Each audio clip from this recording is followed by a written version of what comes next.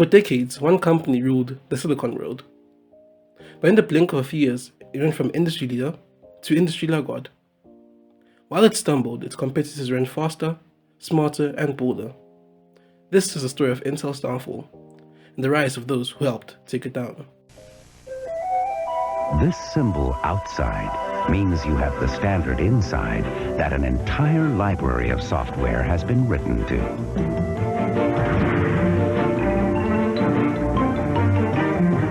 The Intel microprocessor. Think of it as a library card that lets you run the software of today and tomorrow. So check out Computers with Intel, the computer inside. Founded in 1968, Intel revolutionized the semiconductor world. The company's name became synonymous with high-performance computing. It wasn't just another chip maker, it was the chip maker. Intel chips powered most of the world's PCs, servers, and laptops. Their slogan, Intel Inside, became a seal of quality. But behind that dominance was a tightly controlled ecosystem. You see, Intel had made its own designs, built its own chips, and dictated the pace of innovation. Intel's rise began with the Intel 4004, the first commercial microprocessor. From there, it led every major computing wave, from desktops in the 90s to enterprise infrastructure in the 2000s. Its partnership with Microsoft during the Wintel era gave it total control over the PC platform. Intel's Pentium, and later Core processors, became the backbone of computing globally. And thanks to its advanced fabs, Intel was years ahead of its rivals in manufacturing technology. Intel's peak came with its core microarchitecture era, 2006 through 2015. The i3, i5, and i7 chips crushed the competition in both performance and efficiency. The company had over 80% market share in CPUs, and its server division was booming thanks to Xeon processors. Intel also had the world's most advanced chip fabrication facilities. It wasn't just designing chips, it was building them better and smaller than anyone else. But while Intel was soaring, it didn't notice the storm forming on the horizon. Intel's downfall didn't happen in isolation. It happened while its rivals stepped up and rewrote the rules of the game. Let's start with AMD.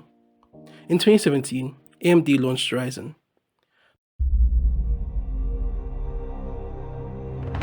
Today is a really big day for AMD, and actually it's a really big day for all PC gamers and content creators and everybody who loves high-performance processors. Today is all about Ryzen. We wanted to disrupt the PC market. We wanted to bring innovation, choice, and performance to as many people as possible. Well, I'm very proud to tell you today, for the first time, we not only beat the goal, we beat it by a lot. Powered by its new Zen architecture. It offered more cores, better multi-threaded performance, and lower prices, catching Intel off guard. By 2020, AMD had flipped the script. Its Ryzen chips weren't just competitive, they were better. Gamers, content creators, and even businesses began jumping ship. But AMD had a secret weapon: TSMC. You see, while Intel had struggled to move past the 14nm process, AMD leveraged TSMC's cutting-edge 7nm and 5nm nodes, leapfrogging Intel in both efficiency and performance.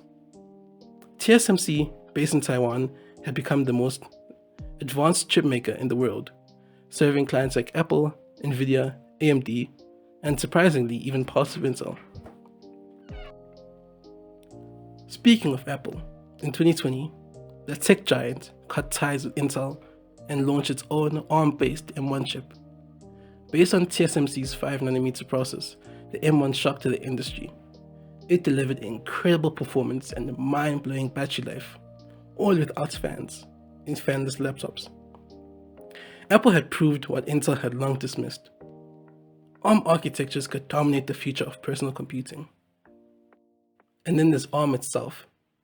In phones, tablets, and now even laptops and servers, ARM's energy-efficient design philosophy is taking over. As cloud computing grows, so does the demand for chips that are scalable and efficient, something ARM excels at, and something Intel's power-hungry chips have struggled with. While Intel was managing internal chaos, its competitors collaborated, innovated, and adapted.